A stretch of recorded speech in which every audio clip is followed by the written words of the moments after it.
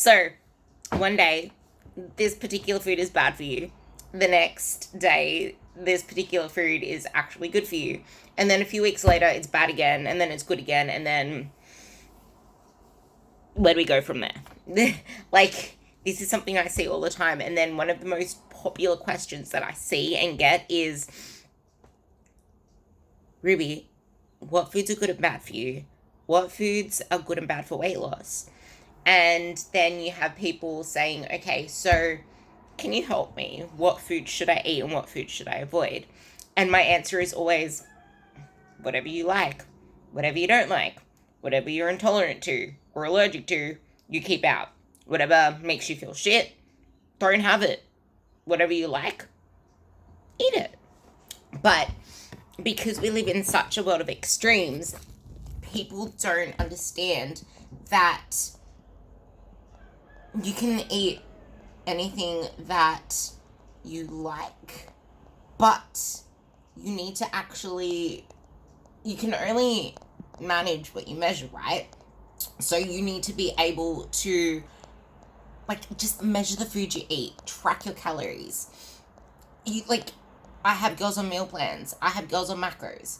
I'm trying to teach the girls on meal plans to use their knowledge to then change up the different foods in their diet. Like, if they have potato, teaching them that they can change that for a particular amount of rice or a particular amount of bread.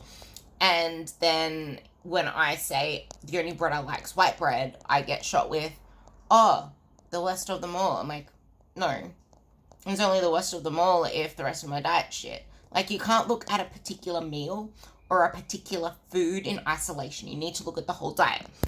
So someone was saying that to me the other day. And the question was, okay, so they just need to lose needed to lose a few kilos. So they're like, okay, so what food should I eat and what food shouldn't I eat? I'm like, whatever food you like, eat them. But you need to track your food.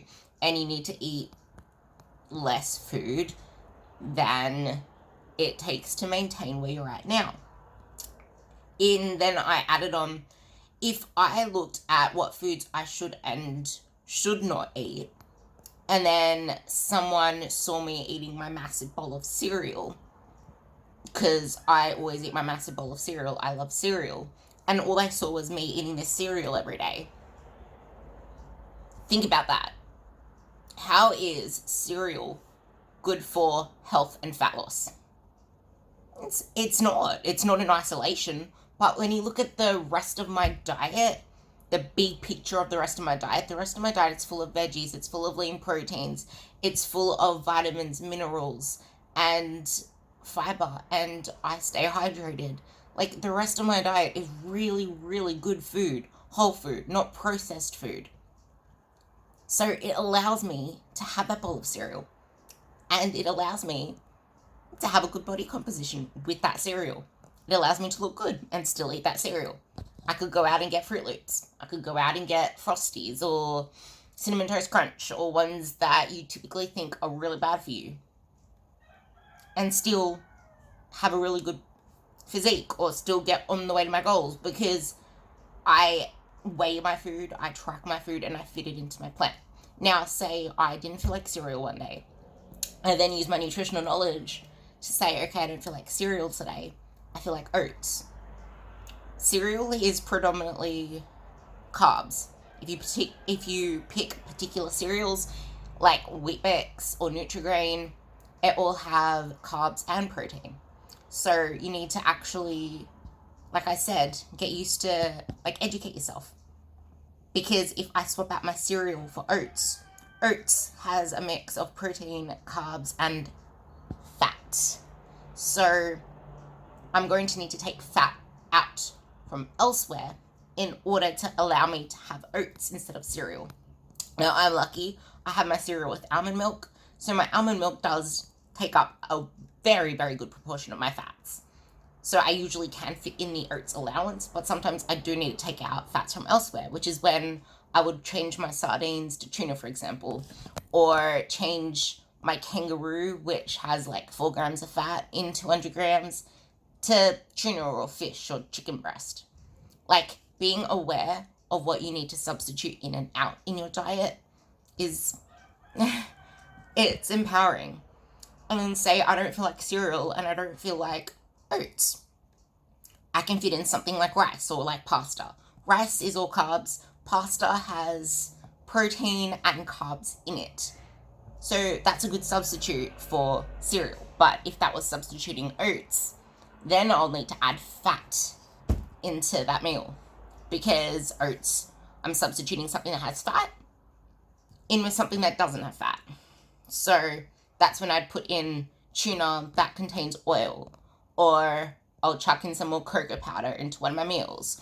Or I'll figure out something else that I can put in. Or I might put in some like sardines or something else into a different meal. So yeah, I hope that helps and gets you to realize that everybody needs different things. Everybody is different. There are some people that need to stay away from broccoli and cauliflower because it bloats them. So they need to stick with things like zucchini and cucumber and spinach and things that don't cause a gas flatulence effect. And then there are people that feel lethargic if they have fast carbs, fast sugars. So they're going to need to have more slow release sugars, like sweet potato, like lentils, and stuff like that. But anyway, I'll leave it at that. There are no good or bad foods. There are only good or bad diets in whole, because they either take you towards your goal or take you away from your goal, or they just lack nutritional abundance. And that's another thing to keep in mind as well, because if you're lacking certain vitamins and minerals, you can play havoc with your metabolism, because the metabolism needs and your body. Okay, so your liver does do detoxing on its own, but the thing is, if you're deficient in vitamin D, in magnesium, in vitamin B, your liver is not able to function optimally. And the same goes for your metabolism in general. Your metabolism needs vitamin D, it needs vitamin B, it needs your vitamin D, it needs magnesium. So keep that in mind. And also iron. Like if you're anemic, you're not going to be able to carry oxygen the way that you need to, and you need that oxygen to actually metabolize the food that you eat, because that's why it's called fat oxidation. And like when you hear people say it oxidizes more fat, oxidize means oxygen. Think about that. Mwah.